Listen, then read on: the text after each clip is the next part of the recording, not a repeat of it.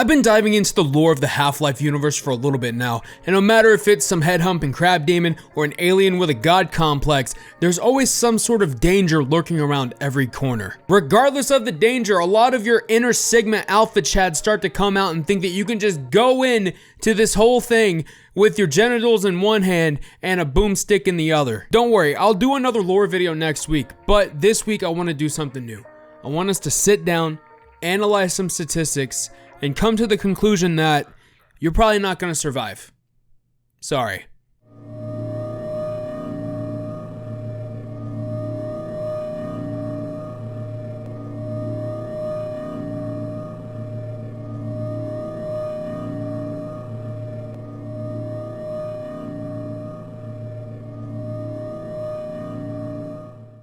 Let's start it off with the event that started it all. The Resonance Cascade. In short, the Resonance Cascade was the result of some scientists at Black Mesa accidentally tearing a hole in the space-time continuum, and because of that, that essentially allowed these interdimensional beings called Zen to invade Earth. We're not looking at just Half-Life 1, we're looking at Blue Shift and Opposing Force as far as Black Mesa related incidents go. Now, what I'm showing on screen is probably the best video showing all the Black Mesa incidents that have happened from Half-Life 1 to Opposing Force to Blue Shift. So the numbers may be skewed a little bit depending on what information you're getting, but we see a whopping 314 dead and 2,421 missing. And if we head over to the fan wiki, we're told that 381 people died as a result of the Black Mesa incident. So anywhere in the 300 range to be specific. Again, the numbers may be skewed and I might be wrong about this, so if I am, just drop it in the comments below and I'll respond to it. Thank you. Tips on how to survive. I don't know, just be unemployed. I mean, you're not at any real risk unless you worked at the facility or you were a family member living in the facility with your spouse. If you did manage to be around after the Resonance Cascade, then you would see that the Zen started coming to Earth in massive droves to feed off the planet's resources, and humans were probably somewhere at the top of the list. Now, Google has become the most unreliable source I have ever seen in my entire life because apparently no one knows how many the Zen killed by themselves. So, tips on how to survive a Zen invasion, just keep living, because apparently these bastards are plant-based. They're not going to eat us. They can't do anything. You see, not only did the Resonance Cascade bring the Zen to Earth, the Combine saw this and was like, God damn, we need that too. And they decided to just make Earth their Airbnb, and they treated themselves like guests with squatters' rights. Bada bing, bada boom, before you know it, the Earth's governments, presumably the United Nations, went on to fight the Combine in what is known as the 7-Hour War. And in that time frame, Earth took the biggest L in history, and Combine won not only the war, but they won the Earth as well. Seeing that it's a war, you're probably thinking that there was probably a couple million deaths, not too many. And you'd be right. If we lived on Pangea. Earth's gotten pretty goddamn obtuse over the few billion years it's been around. So this number that I'm about to show, it's bigger than what I thought it was, personally. Again, they're not exact numbers, so I'm just assuming that the 7-Hour War took out anywhere between 4 to 5 billion people worldwide. Now, half the world's population was just circumcised right off the face of the planet. And the rest of the human race was put into subsidized housing in different areas of the wasteland, and the HOA was the Combine. Tips on how to survive. I don't know, just don't be unlucky.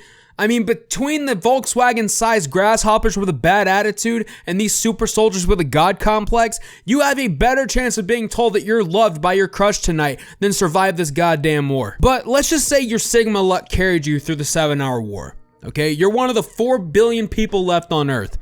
Now what?